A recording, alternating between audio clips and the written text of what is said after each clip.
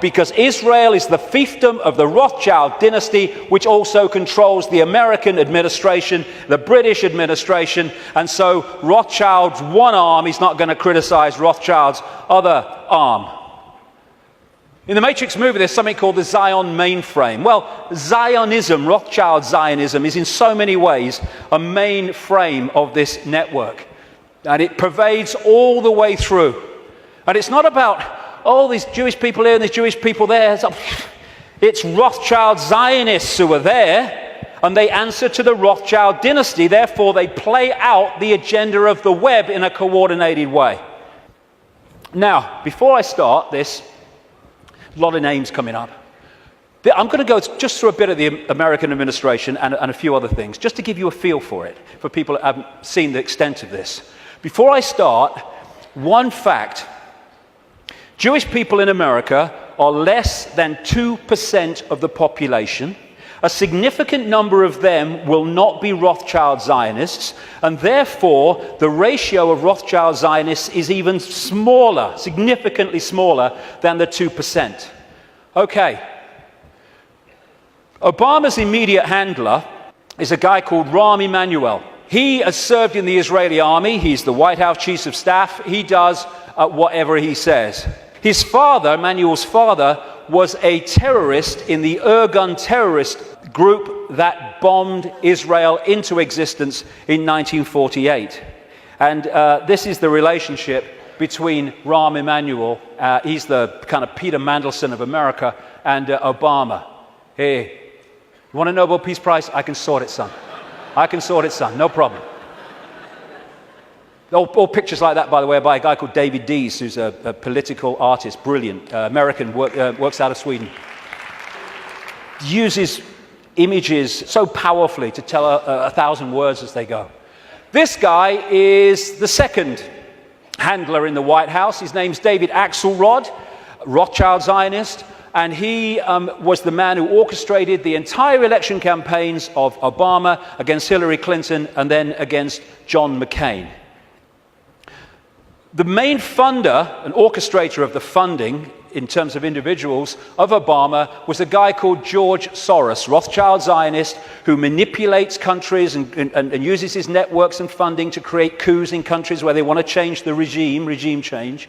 And he bets on currencies like he bet on the pound years ago and makes a fortune out of the demise of the economy of other countries because he has no empathy.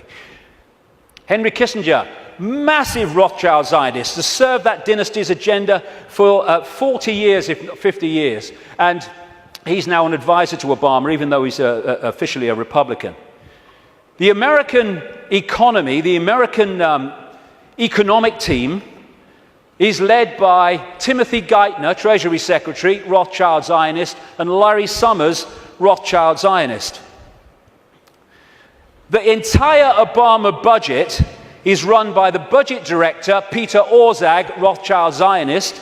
This man was advising the Russian treasury when the Russian governments were giving state assets away to Rothschild Zionist oligarchs, including Roman Abramovich, the owner of Chelsea Football Club, by the way. It's very easy to become a billionaire when a state says, have these assets worth billions of pounds. Thank you very much. It's a piece of cake. You could buy a football club if you want. And this man's company was also advising the Icelandic central bank in the run-up to the Icelandic crash. The Federal Reserve in America, which controls the American economy in so many ways, it's a privately owned, not government-owned central bank, and it's privately owned by the Rothschilds, and the affiliates of the Rothschilds is Bernard Bernanke, Rothschild Zionist. He replaced Alan Greenspan, Rothschild Zionist, who was head of the Federal Reserve from Reagan Bush right up into the Boy Bush administration, and he systematically took away the checks and balances which allowed the mayhem of 2008 to unfold. We keep hearing about Goldman Sachs and all the mayhem that it's created, both in the crash of 2008 and the crash of the economy in Greece. Fundamentally involved Goldman Sachs. Goldman Sachs is a fiefdom of the Rothschilds, headed by Lord Blankfein, Rothschild Zionist.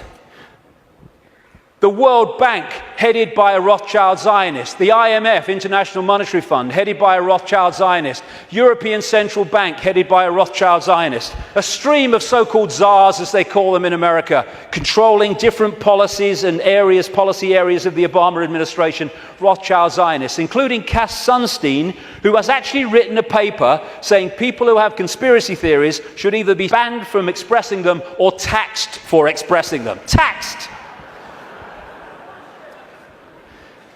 Climate change policy in the Obama administration is controlled by Carol Brown, a Rothschild Zionist, and Todd Steen, Rothschild Zionist.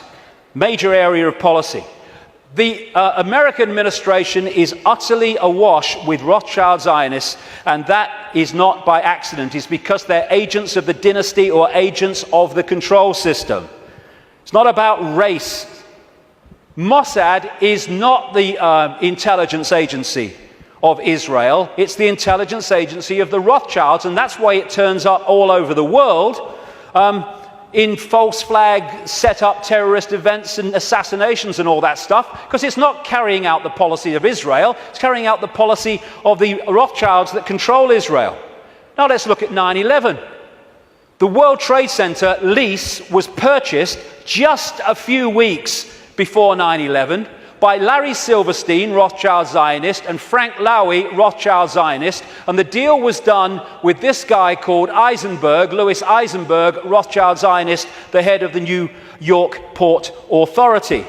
The head of the CIA, who investigated what happened on 9/11, George Tenet, Rothschild Zionist.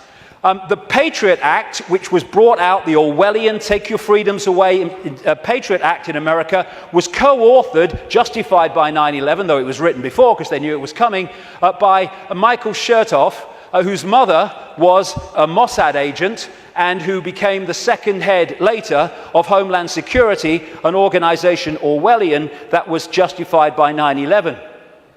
At the time of 9/11, in the run-up to it, and then the war on terror and all that stuff, the Pentagon was dominated by Paul Wolfowitz, Rothschild Zionist, Dov Zakheim, the comptroller, who managed to lose trillions of dollars and still got away with it. And by the way, when one announcement was made of how much he'd lost or had gone missing in the Pentagon, they announced it on September the 10th, 2001. I wonder if they realized that because of that, it would never see the light of day. Dov Zakheim, Rothschild Zionist, and people like Douglas Feith, Rothschild Zionist in the Pentagon. Now, as I've said earlier, the Bush administration was dominated and controlled by what became known as the neocons, the neoconservatives, which were a Rothschild Zionist organization, led by people like Richard Pearl, Rothschild Zionist, William Crystal, Rothschild Zionist, John Bolton, Rothschild Zionist, in belief in nothing, if nothing else.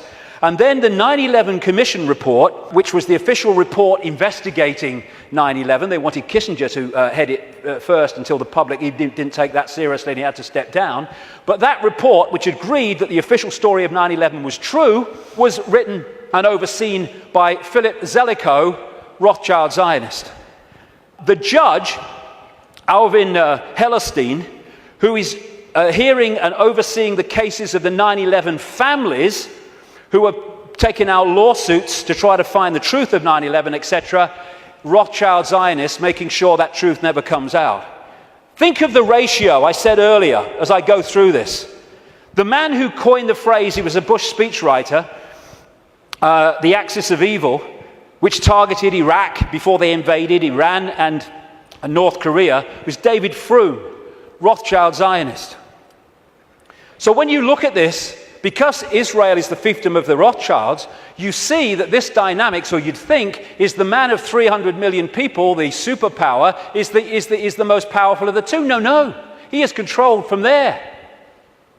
Because the Rothschilds control them. Do you know Israel has the second biggest F-16 fleet in the world? The biggest outside of America? It's a slither of land. How did they get them? Dov Zakheim, as comptroller of the Pentagon, Rothschild Zionist, made a load of weaponry and planes in America scrap when they weren't, so they could be passed for a song to Israel.